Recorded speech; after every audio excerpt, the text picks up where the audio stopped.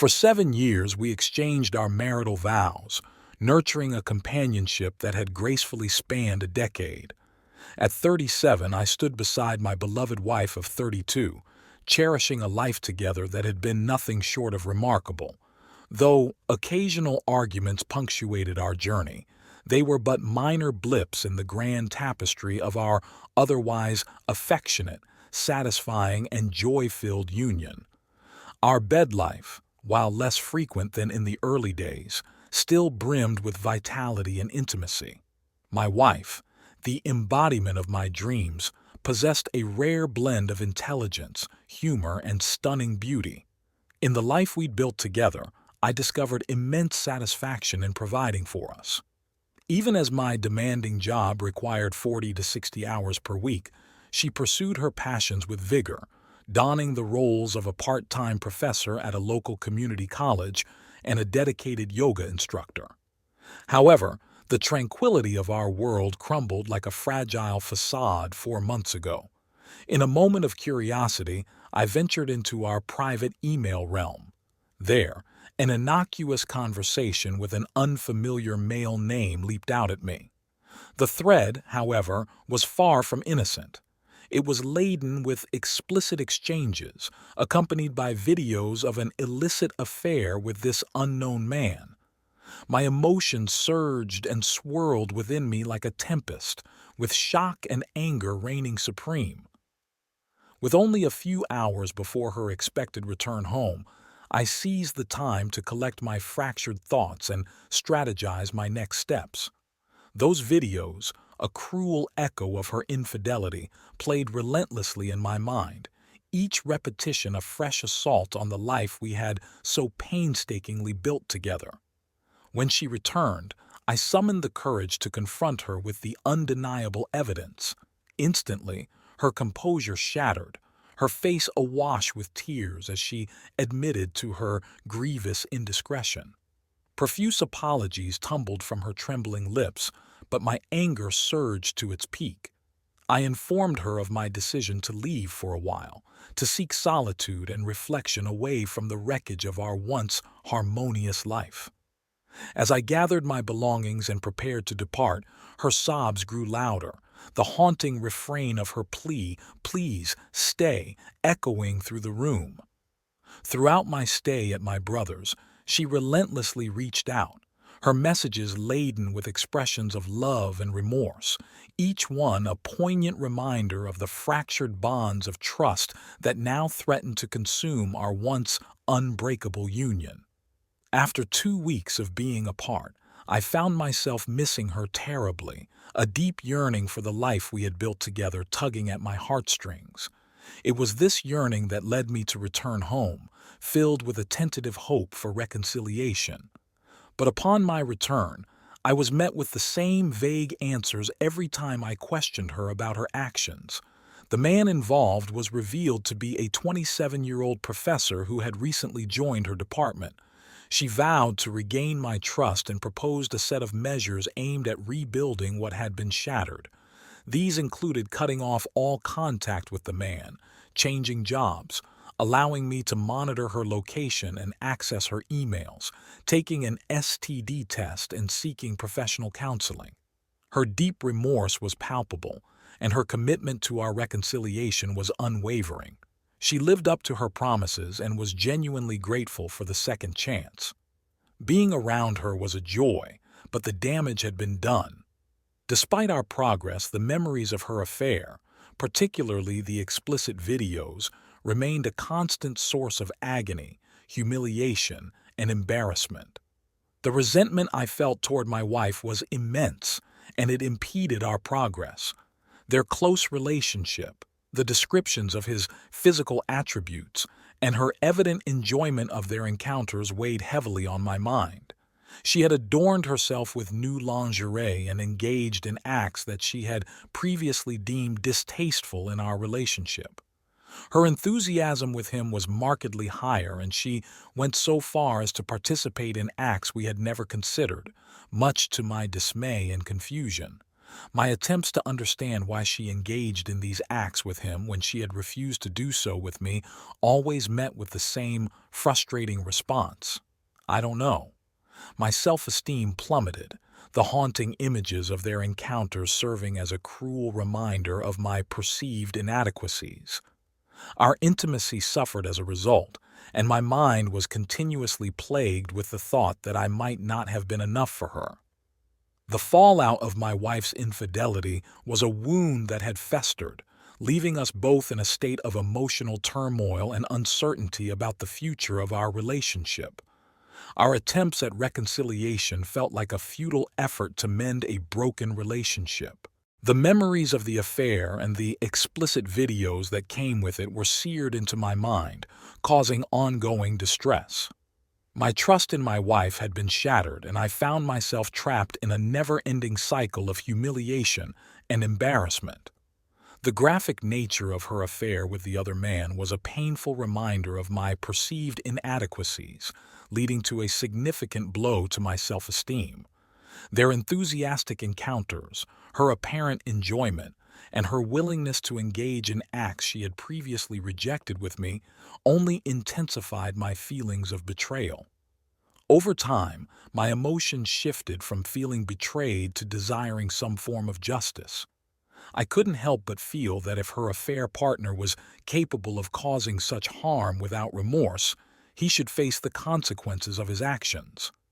The idea of revenge started to take hold in my thoughts, and I had access to my wife's email as part of her efforts to regain my trust.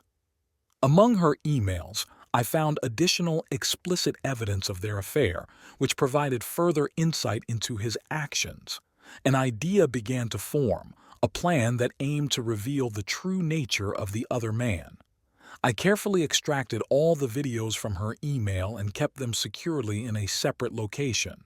I conducted some research into the man, gaining a better understanding of his personal and professional life. It was disheartening to discover that he was also married, which meant his actions had not only affected my marriage but his own as well. An idea began to take shape in my mind, a plan aimed at exposing the professor for his actions. I meticulously extracted all the videos from my wife's email and stored them securely in a separate, undisclosed location. I also delved deeper into researching the man, gaining insights into his personal and professional life. To my dismay, I discovered that he too was married, which meant his actions had not only violated my marriage, but also his own. The desire for some form of retribution began to consume me, and I started to compile a list of contacts. This list included the professor's students, his co-workers at the university, and most significantly, his wife. Each person on that list would receive an email, offering an unfiltered glimpse into the professor's true character. The process of preparing for my retribution was painstaking, involving the creation of an anonymous email account to ensure that my actions couldn't be traced back to me. As I drafted the email, I carefully chose words that were as cutting as the evidence I was about to provide. With each passing day, a grim sense of satisfaction replaced my feelings of victimization. I was no longer a passive victim but a man reclaiming his dignity. When the time came, I sent out the emails. Each recipient received not only the explicit videos, but also a detailed account of the professor's affair with my wife. In the immediate aftermath of my retribution, the reaction was swift, brutal, and far-reaching. The emails, with their lurid and explicit content, spread across the university community faster than wildfire on a dry Californian day. The scandal set off a chain reaction within the academic community that was nothing short of astonishing. Ripples of shock and disbelief emanated from the heart of the scandal, touching everyone in their path and leaving them in a state of stunned shock. The professor, once a respected academic authority, found himself suspended pending an investigation. His reputation, carefully built up over years of dedicated service and perceived integrity, was now tarnished beyond recognition. He was faced with allegations of immoral conduct that overshadowed his previous achievements and thrust him into the limelight for all the wrong reasons. A man who had been trusted to guide and educate the next generation was now seen as a predator, a wolf in sheep's clothing. The students who had once looked up to him turned against him with a vengeance. Their respect and admiration were replaced by deep-seated disgust and a profound sense of betrayal. They protested his presence, refusing to attend his lectures and demanding his expulsion. Some even went as far as to boycott his classes entirely, while others took to social media to express their anger and disgust. The man's colleagues were no less merciful. They distanced themselves from him, their faces mirroring their disgust and disapproval. The academic community, known for its close-knit nature, quickly felt the shock waves of his misconduct. His office became a pariah's den, with colleagues avoiding it like the plague. The camaraderie once shared was replaced by cold shoulders and averted eyes. In a spectacular display of public shaming, some of his fellow educators projected the explicit videos onto a large screen in the lecture hall, ensuring that the man's disgrace was visible for all to see. The fallout was not limited to his professional life alone. In his personal life, the professor was met with shock, anger, and betrayal. His wife, a woman who had stood by his side through thick and thin, was devastated. She filed for divorce, unable to bear the weight of his betrayal. The circle of friends they had so lovingly built over the years quickly took her side. The professor's home, once filled with love and laughter, now echoed with the sounds of accusations and heartbreak. His actions had not only destroyed my marriage, but his own as well. Meanwhile, my wife was completely blindsided by my actions. I had not informed her of my plans, wanting to shield her from the inevitable backlash. When the email surfaced, she was as taken aback as everyone else, perhaps even more so. She grappled with the enormity of what she had done, and I watched from the sidelines, my heart heavy with a mix of anger, betrayal, and a strange sense of satisfaction. Her remorse, which had once been a hollow echo of regret, transformed into a profound, gut-wrenching understanding of the damage she had caused. The tears she shed were no longer for herself, but for the pain and humiliation she had inflicted upon me. She began to see the full extent of her actions, the ripple effect they had caused, and the devastation left in their wake. In the weeks that followed, I made the difficult decision to file for divorce. She pleaded for another chance, promising to change and make amends. However, the trust that had once been the bedrock of our relationship was now gone, replaced by a deep-seated resentment that no amount of remorse could erase. The divorce proceedings were a stark, painful reminder of the love that had once blossomed between us.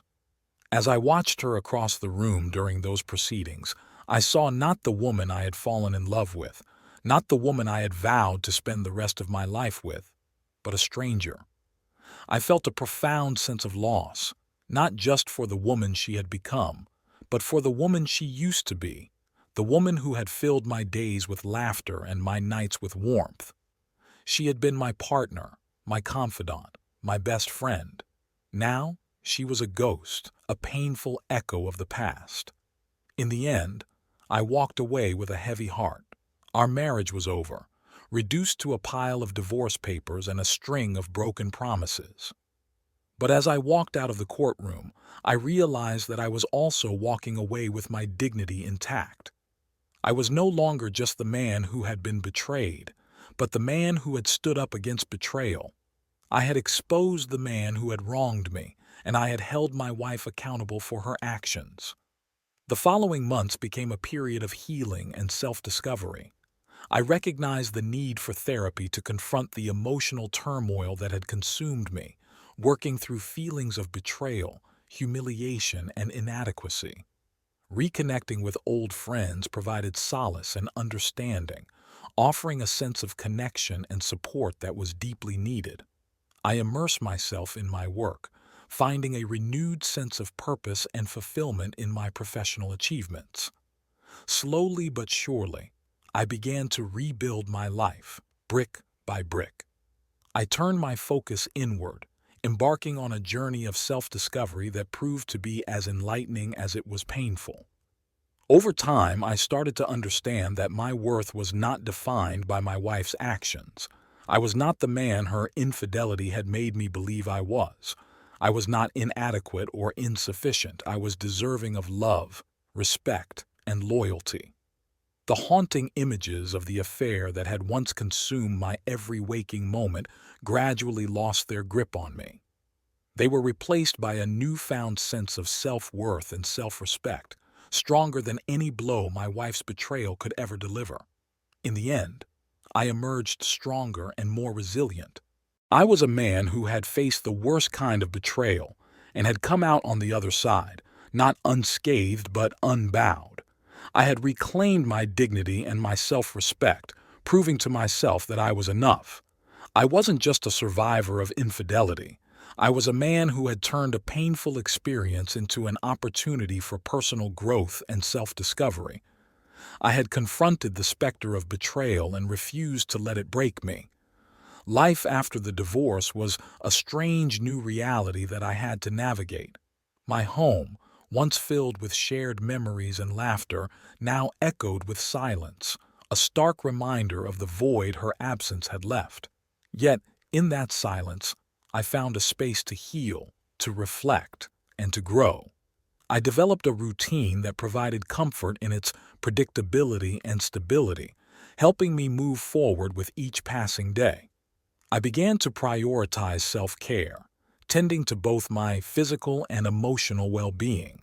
I adopted new hobbies, reignited old passions, and rediscovered parts of myself that had been lost in the tumultuous years of my marriage.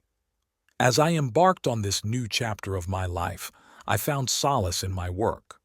What had once been a mere means to an end transformed into a source of genuine fulfillment. I threw myself into my research, finding a profound sense of purpose and accomplishment that had eluded me for quite some time. My colleagues noticed the transformation in me. Their respect for my resilience and determination added to my growing sense of self-worth. It was as though I had rediscovered my identity and, in doing so, had gained a newfound strength. This journey of self-discovery and personal growth had not only helped me heal from the wounds of betrayal, but had also led me to a place of greater confidence and self-assuredness.